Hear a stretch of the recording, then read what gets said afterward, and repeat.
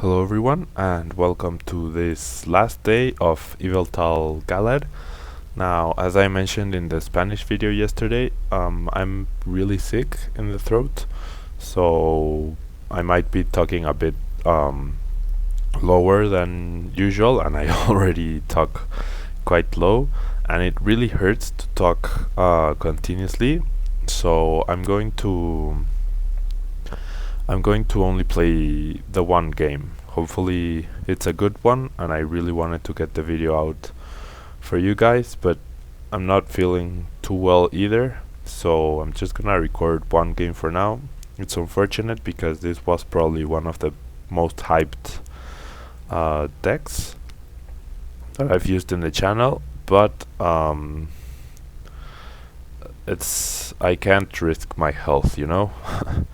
So yeah, we're off against, I saw lightning, I saw water, I saw psychic, so it might be electric crobat or seismitoad crobat, not entirely sure. I draw a decent starting hand. We do go second though. I do have access to shaman.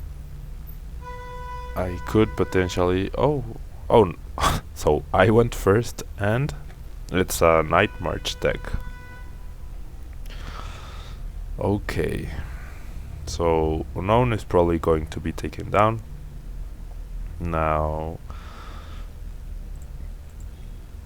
I'm going to play the compressor. Yveltal baby is going to be huge in this matchup, absolutely huge. Probably the most important Pokemon, so there's 2, 3. All 3 are available to me, which is great. Jirachi will also be important. I'm gonna get rid of a Battle Compressor, a Sycamore, and yeah, not the Battle Compressor, a Maxi and a Gallade. Gallade might be important. It can also take on one-hit KO with a DCE. So if we get it out, we'll see.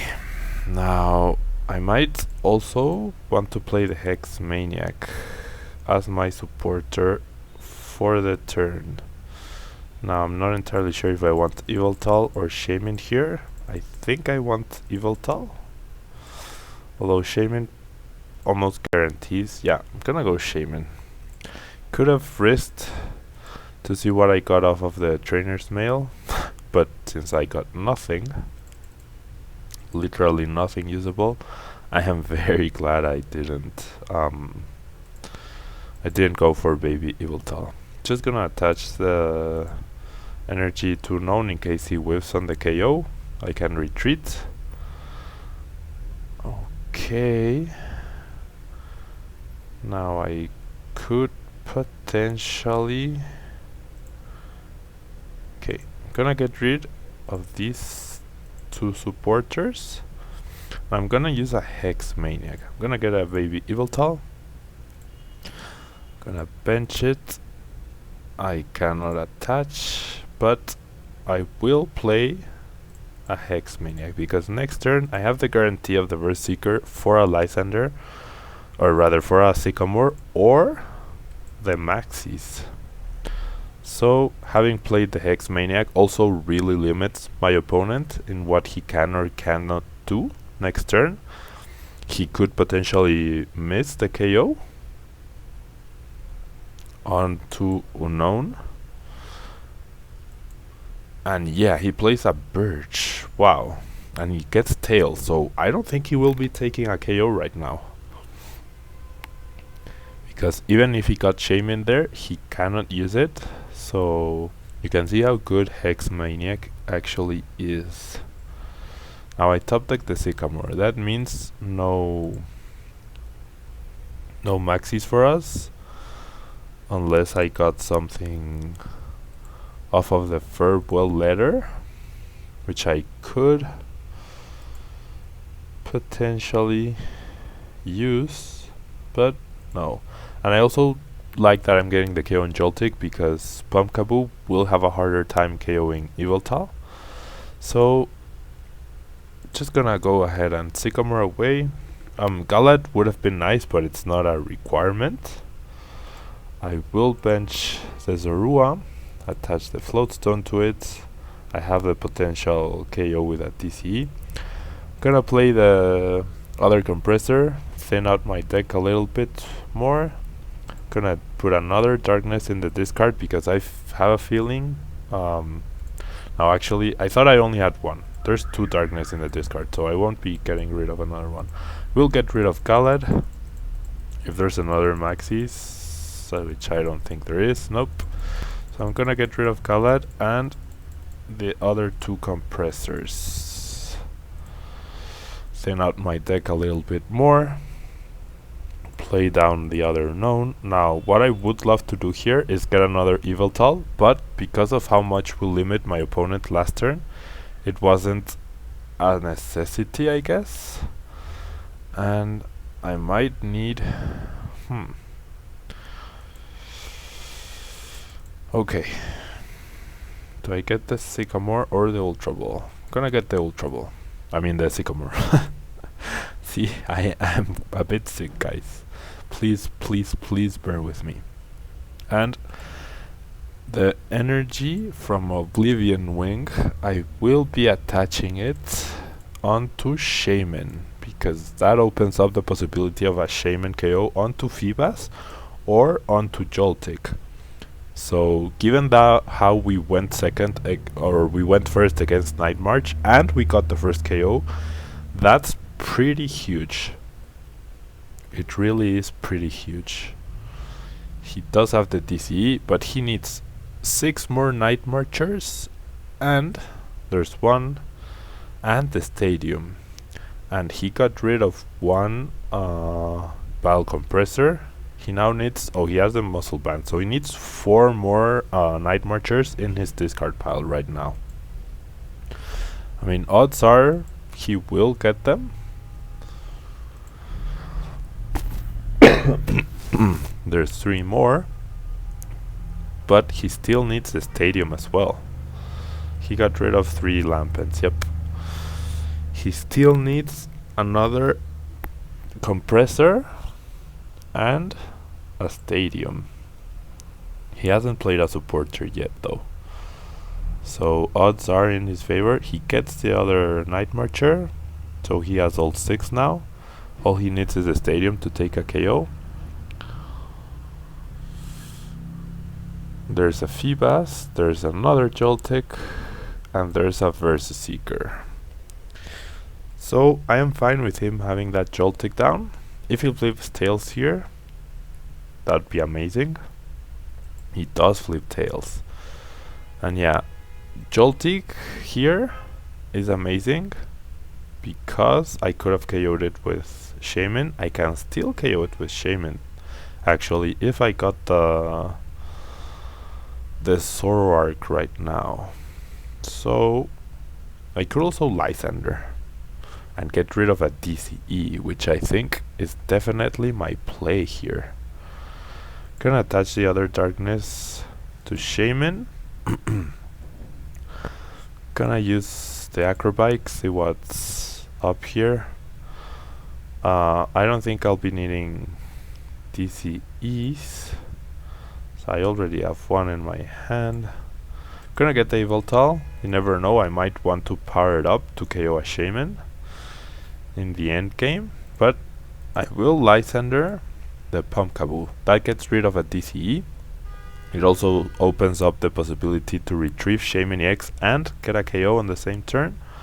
So just gonna Oblivion Wing here. I do have a Darkness Energy, which I might have wanted to attach to Yveltal, but since Joltik is benched, I don't want to risk him getting a Lysander and evening things up. If he gets Shaman, well, that's something I couldn't get rid of right now.